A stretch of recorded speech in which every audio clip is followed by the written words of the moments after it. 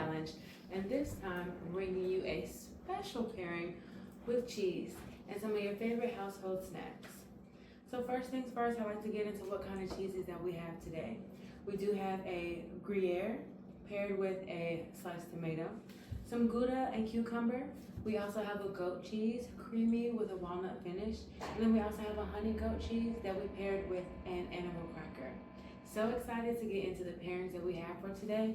Todd, get us started. I'm impressed you remember that because I didn't. So we're going to start off with cava, just a brut cava method, traditional method champenois. This is secondary fermentation in the bottle.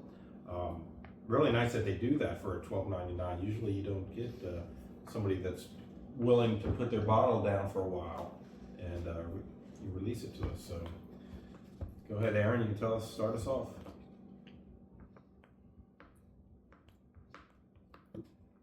Well, it was really funny when I haven't even had a sip yet and I'm ready. Oh, who's there? Someone for the BevFluence dinner. A little bit of citrusy, like getting like some crisp lemon on this right here. Like this is nice. I really like the tight bubbles on the front of the palate. They don't last very long, but they're really nice, crisp.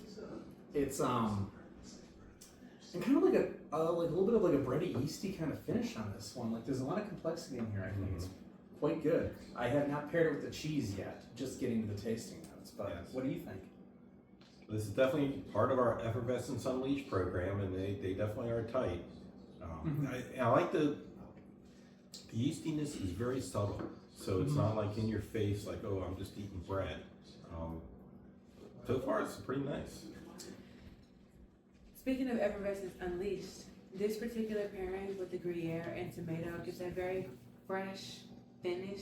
You really release some of the citrus notes and then glide right into the freshness of the tomato. It's a wonderful pairing. If you love tomatoes and you love cheese, this is for you. Yeah, I think the Gruyere is almost like a nice contrast a little bit right here. Like it kind of adds a little bit of like, there's only the slightest amount of funk right here, and you don't get a lot of that in here. Like this is kind of crisp, and I think it's a little bit more of a contrasting pairing than a little bit more of the same, which is something that I think is fun. It highlights the two things differently, and you don't always need matchy. You know, like sometimes you can wear a checked shirt underneath a houndstooth jacket, and you can still be fashion forward, right? Yeah, this is a pleasant sipper. I mean, this is really nice. Yes, you can do this with no food, a little snack, or even a dessert if you're feeling a little sweet. It's a very versatile beverage. Absolutely. All right, so let's move on here.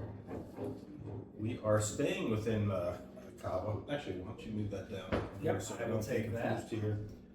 The M. Chevalet Traité Noir. Another one, traditional method. Very, very impressed. You know, that's something we should look up, whether cava, whether you have to, that's part of the regulations, that you must have a second fermentation. Yeah. What do you? Oh, I'm about to put you on the spot before you've even sipped on that one yet. This is mine. Double plate. Yeah. Ooh, salt crystals in the cheese. Always love that.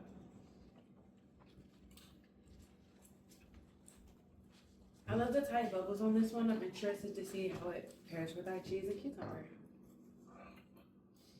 Haven't done it yet. Sorry, off camera action going on. This is another one. This is tight. I didn't really get enough sensation on it before I tried the cheese, so now I think I got a lot of the Gouda really in the palate. But I like that. I like.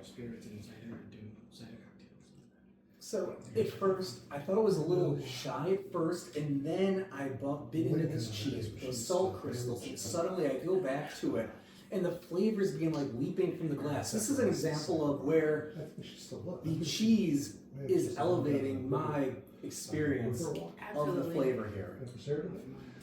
I feel like the heavy flavor profile of the cheese with the freshness of the cucumber really adds a nice unleashed experience to the Prosecco because it really just brings all of these flavors onto your palate all at once, but then it dissipates smoothly. It's a really nice kind of like coming and going experience. Would you say the effervescence is unleashed? Absolutely. Or unshackled. Or unshackled? Very free. This is almost like for me, like this is a really textural sort of wine. Like I'm getting a lot like the mouthfeel, the bubbles. It's not a really bold, assertive, flavorful sort of thing. Like there's a little bit of bread, a little bit of yeastiness. I'm getting a little bit of lemon zest in here that I dig. But fundamentally, this feels mostly textural, and it's very elevated by having a little bit of that salt to kind of bring some of those citrus notes out. Because at first I was like, I'm not getting a ton on this, honestly. Right.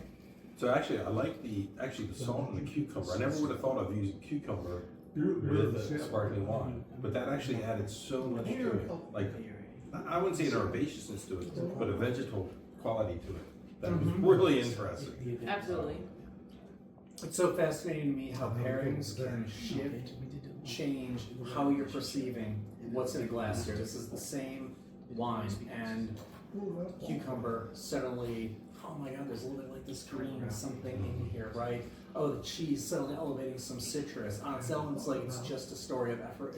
It's not just a story, but the effervescence is really, I think, quite powerful and really nice in here. I like the textural sensation of the entry on the palate right here. Yeah. Yeah, this was so Justin came up with these cheese pairings for us. I think he did a pretty good job on that. Yes, very elevated experience for $12.99 or less.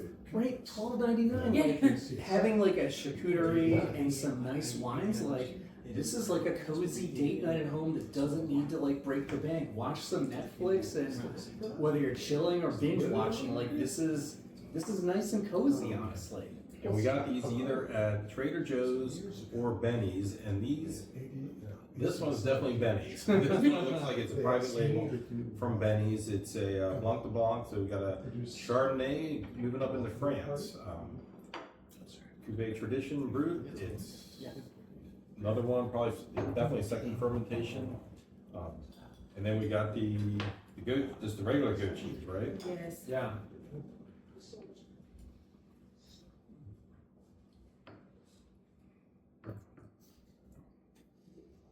Again, really nice. I mean, I would characterize the effervescence, and this is a little bit less intense compared to the previous two. It's Agreed. still nice. It's unleashed with restraint, if that's a descriptor we're using within this program right here. I like white grape on the nose. Again, I also pick up a lot of like Bosque pear, like very different, like from Bartlett pear was. Almost like sugared Bartlett pear in a previous one. This is like that crisp, almost unripe Bosque pear you get at the grocery store. The creaminess of the goat cheese with the crunchiness of the walnut really pairs very well with the particular effervescence of this Prosecco. You really get like a slight oakiness when you eat all of them together that you don't get when you just sip it by itself. It's a very elevated experience. Yeah. This is just like taking a pear and apple, putting goat cheese on it, and eating it. Yeah. You're just getting it in the bottle. Right. This is saves you the time cutting more fresh fruit. It's all happening right here. If you don't enjoy the bite of a pear, you can still enjoy the flavor of it in your Prosecco with some creamy goat cheese. Yeah, I mean, this is a rather mild goat cheese. Like, I've had some that are like really goaty, funky. This is like a little bit of that kind of sourness. And I think it's, again, this is a case of a little bit of like nice contrast here to the fresh fruit. It's like why you put goat cheese on a slice of pear, slice of apple, right? And even with the walnut giving a little bit of bitterness to it at the end. That just adds another complexity to it. Yeah, that's spot on. Yeah. I personally would have never thought to pair walnut and goat cheese. It's amazing. It's Yeah. it's a beautiful combination. I think walnuts pair so well with, like, especially I was talking about the funky, like the funkier you get, the better something like with that sweetness like a walnut. Highly recommended, very humbly.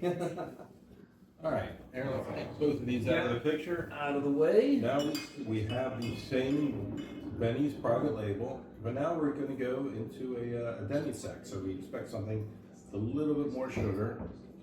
And this is the honeyed goat cheese, right? Yes. Okay. Ooh. Oh wow, that is sweet. That's almost a decadent cheese. I know this is the $12.99 challenge, but the tasting note on the cheese is like, that is honeyed sweet and really delicious. Let me check, but there's the little bit of sugar adds so much body to this. This is absolutely the sweetest of the Prosecco that we have tasted so far. The closest to a dessert wine, so it makes a lot of sense that we're pairing it with a sweet cheese and an animal cracker. Oh my god, it really does remind me like of a dessert wine, a little bit of like an ice wine sort of flavor to it. It has some of that, this is a great pairing, right? Because I'm getting some of those sweet, honeyed, yeah, I wouldn't say like, I don't want to keep saying like stone fruit, but like honeyed, like frozen peaches, like maybe like, or maybe like a really crisp like white peach sort of thing on here. This is a really fun pairing, honestly. Yes. Yeah. If you like a sweeter finish, this is definitely for you. Personally, I like a more bitter or tart feel, but if you enjoy the sweetness of a little cookie, some cheese, wine, this pairing is definitely for you. It unleashes the effervescence of the wine, the sweetness, and you still get an elevated experience for less than $12.99. You really cannot beat that. And maybe this is like seasonal because my nieces are doing this right now, but the finish reminds me of like what those biscuity Girl Scout cookies. Like, what do you call? Are they not the? Do you know the Girl Scout cookie I'm talking about? Tagalongs? The shortbread cookies? Yeah, the short. Like, yeah. I'm getting shortbread, but very specifically like a hint of like the Girl Scout ones in here. Like, it's a very.